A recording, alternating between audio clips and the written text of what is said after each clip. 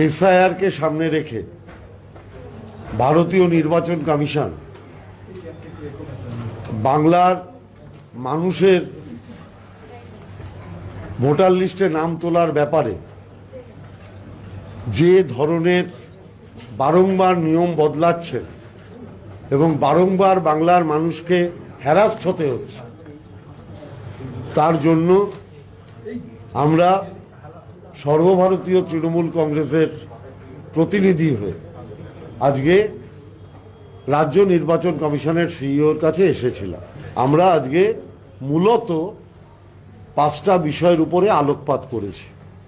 যে নির্বাচন কমিশন তারা বলছে যে 1,36,00,000 লোকের ডিসক্রিপেন্সি আছে। আমাদের নেতা সাংসদ অভিষেক বন্দ্যোপাধ্যায় সেদিন প্রেস করে বারংবার বলেছেন যে এই তালিকা কেন নির্বাচন কমিশনার প্রকাশ করবেন না। যেটা আমাদের নেতা সাংসদ অভিষেক বন্দ্যোপাধ্যায় সেদিন প্রেস করে বলেছেন যে নির্বাচন কমিশনারকে আমরা অনুরোধ করছি, আপনি একটা স্বয়ংশাসিত সংস্থা, আপনি ভারতের কেন্দ্রীয় সরকারের প্রতিনিধি নন, আপনি সারা ভারতবর্ষের মানুষের প্রতিনিধি।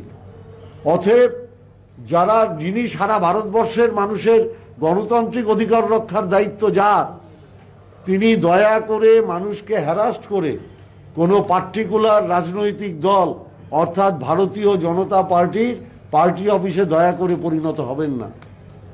আমাদের দ্বিতীয় দাবি ছিল যারা সিনিয়র সিটিজেন, যারা হ্যান্ডিক্যাপড, যারা বিভিন্ন হোমে থাকেন, যাদের বাড়িতে নির্বাচন কমিশনার ভোটের সময় তাদের ভোট দেওয়ার জন্য সেখানে লোক পাঠান, তাদের কেন হিয়ারিংয়ে ডাকা হবে?